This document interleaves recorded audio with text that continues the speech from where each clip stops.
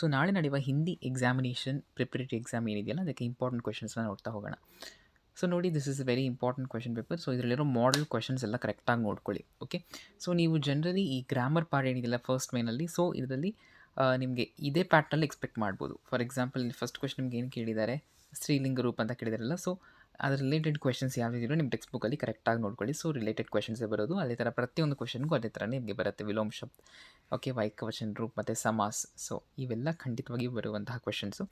So ಈ ಪ್ಯಾಟರ್ನಲ್ಲಿ ನೀವು refer ಮಾಡಿಕೊಂಡ್ರೆ ಡೆಫಿನೆಟ್ಲಿ ಇದೇ ಕ್ವೆಶನ್ಸ್ ಬರೋ ಚಾನ್ಸಸ್ ಜಾಸ್ತಿ ಇದೆ. ಓಕೆ, ಬಿಕಾಸ್ ನಾವು ನೋಡಿದ್ರೆ ಮೋಸ್ಟ್ಲಿ PYQs ರಿಪೀಟ್ ಆಗ್ತಾ ಇದೆ. ಸೊ ಇವತ್ತು ನೀವು ಇಂಗ್ಲೀಷ್ ಕ್ವೆಶನ್ ಪೇಪರ್ಸಲ್ಲೂ ಸಹ ನೋಡಿರಬಹುದು, ಮೋಸ್ಟ್ ಆಫ್ ದಿ ಕ್ವೆಶನ್ಸ್ ನಿಮಗೆ ಪ್ರೀವಿಯಸ್ ಇಯರ್ ಕ್ವೆಶನ್ಸಿಂದ ರಿಪೀಟ್ ಆಗಿದೆ ಮತ್ತು ಮಾಡಲ್ ಪೇಪರಿಂದನೂ ರಿಪೀಟ್ ಆಗಿದೆ. Okay, so that is why I am stressing. So ನೀವು ಎಷ್ಟು ಕ್ವೆಶನ್ ಪೇಪರ್ಸ್ನ ರೆಫರ್ ಮಾಡ್ತೀರೋ ನಿಮಗೆ ಅಷ್ಟು ಬೆನಿಫಿಟ್. ಓಕೆ, ಸೊ ಯಾರು ತುಂಬ ಕ್ವೆಶನ್ ಪೇಪರ್ನ ರೆಫರ್ ಮಾಡ್ತಾರೋ ಅವರಿಗೆ ಖಂಡಿತವಾಗ್ಲೂ ಸ್ಕೋರ್ ಒಳ್ಳೆಯದಾಗುತ್ತೆ. So that is the purpose of posting the question paper videos. Okay, ಅದು ನೀವು ಏನು ಮಾಡಬೇಕಂದ್ರೆ ಕರೆಕ್ಟಾಗಿ ನೋಡಿಕೊಂಡು ಯಾವ್ಯಾವ ಕ್ವೆಶನ್ಸ್ ರಿಪೀಟ್ ಆಗಿದೆ ಅನ್ನೋದನ್ನು ಕೂತ್ಕೊಂಡು ಕರೆಕ್ಟಾಗಿ ನೋಡಿ. ಅವಾಗ ನಿಮಗೆ ಒಂದು ಐಡಿಯಾ ಬರುತ್ತೆ ಯಾವ ಕ್ವೆಶನ್ ಕೇಳ್ಬೋದು ಅಂತ. ಸೊ ಅದೇ ರೀತಿ ಇಲ್ಲೂ ಅಷ್ಟೇ 1 ಮಾರ್ಕ್ ಸೆಂಟೆನ್ಸ್ ಇಲ್ಲೂ ಅಷ್ಟೇ ಕರೆಕ್ಟಾಗಿ ನೋಡ್ಕೊಳ್ಳಿ. ಓಕೆನಾ,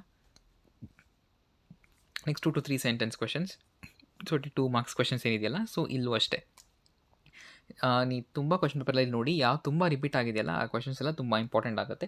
ಅದೇ ಖಂಡಿತ ಬರುತ್ತೆ ಅಂತ ಹೇಳೋಕ್ಕಾಗೋದಿಲ್ಲ, ಬಟ್ ರಿಪೀಟ್ ಆಗೋ chances are very high. Okay, so ಈ ಟೆಸ್ಟಲ್ಲಿ ಬರಲಿಲ್ಲ ಅಂದರೆ ಖಂಡಿತ ಸಿಲ್ಲ ಅಂದರೆ ಫೈನಲ್ ಎಕ್ಸಾಮಲ್ಲಂತೂ ಗ್ಯಾರಂಟಿ ಬಂದೇ ಬರುತ್ತೆ. So that is why so ಈ ಕ್ವೆಶನ್ಸ್ ಎಲ್ಲ ಕರೆಕ್ಟಾಗಿ ನೋಡ್ಕೊಳ್ಳಿ. Okay, and apart from that 3-4 ವಾಕ್ಯೋं में उत्तर लिखिए. So this is also important. So ಇಲ್ಲಿ ನೋಡಿ ಟೋಟಲಿ ಯು ಹ್ಯಾವ್ ಟೋಟಲಿ ಎಷ್ಟು 9 ಕ್ವೆಶನ್ಸ್ ಇದೆ. ಸೊ ಈ 9 ಕ್ವೆಶನ್ಸಲ್ಲಿ ಒಂದು ಕ್ವೆಶನ್ ಆದರೂ ಖಂಡಿತ ಬಂದೇ ಬರುತ್ತೆ. ಓಕೆ, ಸೊ ನೀವು ಅದನ್ನು ಕರೆಕ್ಟಾಗಿ ನೋಡ್ಕೊಳ್ಳಿ. ಓಕೆ, ಅದೇ ರೀತಿ ಬೇರೆ ಕ್ವೆಶನ್ ಪೇಪರ್ಸ್ ಅಪ್ಲೋಡ್ ಮಾಡ್ತೀನಿ. ನೀವು ಆ ಕ್ವೆಶನ್ ಪೇಪರ್ಸಲ್ಲಿ ಇರತಕ್ಕಂಥ ಎಲ್ಲದನ್ನು ಕರೆಕ್ಟಾಗಿ ನೀವು ಓದ್ಕೊಂಡ್ರೆ definitely it will help you. Okay, so that is the main aspect. ನೀವು ತುಂಬ ಚೆನ್ನಾಗಿ ಕ್ವೆಶನ್ ಪೇಪರ್ಸ್ನ ನೋಡಬೇಕು. ಓಕೆ, ಯಾವ ಕ್ವೆಶನ್ಸ್ ತುಂಬ ರಿಪೀಟ್ ಆಗಿದೆ, ಸೊ ಆ ಕ್ವೆಶನ್ಸ್ನ ನೀವು ಕರೆಕ್ಟಾಗಿ ಪ್ರಾಕ್ಟೀಸ್ ಮಾಡಿಕೊಡ್ರಿ. ಯಾರು ಈಗ ಏನೂ ಓದಿರಲ್ಲ ನೋಡಿ, ನಾನು ಏನೂ ಓದಿಲ್ಲ, ಈಗ ನಾನು ಓದಿದ್ರೆ ನನ್ನ ಎಕ್ಸಾಮ್ ಚೆನ್ನಾಗಿ ಆಗುತ್ತಾ ಅಂತ ಕೇಳಿದ್ರೆ ಅಂಥವ್ರು ಏನು ಮಾಡಬೇಕು ಅಂತಂದರೆ, ನಾನು ಪೋಸ್ಟ್ ಮಾಡೋ ಕ್ವೆಶನ್ ಪೇಪರ್ಸ್ ಏನಿದೆಯಲ್ಲ ಅದರಲ್ಲಿ ಇರ್ತಕ್ಕಂಥ ಎಲ್ಲ ಕ್ವೆಶನ್ಸ್ನು ಫಸ್ಟ್ ಕರೆಕ್ಟಾಗಿ ಓದ್ಕೊಳ್ಳಿ. ಓಕೆ, ನೀವು ಫಸ್ಟಿಂದ ನೋಟ್ಸ್ ಓದ್ತಾ ಕೂತ್ಕೊಂಡ್ರೆ ಈಗ ಲಾಸ್ಟ್ ಮೊಮೆಂಟಲ್ಲಿ it is not going to work. So that's why ಏನು ಮಾಡಬೇಕು, ಈ ಕ್ವೆಶನ್ ಪೇಪರ್ ಇರ್ತಕ್ಕಂಥ ಕ್ವೆಶನ್ಸ್ನ ನೀವು ಫಸ್ಟ್ ಮುಗಿಸಿ.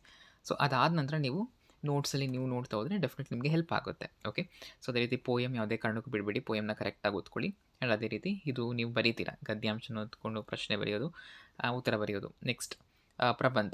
ಸೊ ಪ್ರಬಂಧ ಏನಿದೆಯಲ್ಲ, ಸೊ ಇದರಲ್ಲಿ ನೀವು ನೋಡ್ಕೋಬೋದು ಟೋಟಲಿ 3 ಕೊಟ್ಟಿದ್ದಾರೆ, ಅದ್ರ ಬಗ್ಗೆ ಬರೀಬೇಕಾಗುತ್ತೆ. ಮತ್ತು ಪಾತ್ರಲಿಖಿಯ. ಸೊ ಇದರಲ್ಲಿ ಫಾರ್ಮೆಟ್ನ ಕರೆಕ್ಟಾಗಿ ನೋಡ್ಕೊಳ್ಳಿ. ಸೊ ನೀವು ಎಲ್ಲ ಕ್ವೆಶನ್ಸ್ನು ಕರೆಕ್ಟಾಗಿ ನೋಡ್ಕೋಬೇಕಾಗತ್ತೆ. ಓಕೆ, ಇಲ್ಲಿ ತುಂಬ ಇಂಪಾರ್ಟೆಂಟ್ ಏನು ಅಂದರೆ ನೀವು ಎಷ್ಟು ಕ್ವೆಶನ್ ಪೇಪರ್ಸ್ನ ರೆಫರ್ ಮಾಡ್ತೀರೋ ಅಷ್ಟು ನಿಮಗೆ ಬೆನಿಫಿಟ್ ಆಗುತ್ತೆ. ಸೊ ದಟ್ ಈಸ್ ವೈ ನೀವು ಏನು ಮಾಡಿ ಇದನ್ನು ಕರೆಕ್ಟಾಗಿ ಓದ್ಕೊಂಡು ನೀವು ಪ್ರಿಪೇರ್ ಆದರೆ definitely you can score well. ಮತ್ತು ನಿಮಗೆ ಈ ವಿಡಿಯೋ ಇಷ್ಟ ಆಗಿದೆ ಲೈಕ್ ಮಾಡಿ, ಮತ್ತು ನಿಮ್ಮ ಕಮೆಂಟ್ ಸೆಕ್ಷನ್ ಸ್ವೈಪ್ ಮಾಡಿದ್ರೆ ನಿಮಗೆ ಹೈಪ್ ಆಪ್ಷನ್ ಬರುತ್ತೆ. ಸೊ ಹೈಪ್ ಬಟನ್ನ ನೀವು ಕ್ಲಿಕ್ ಮಾಡಿದ್ರೆ it will help me. Okay, thank you.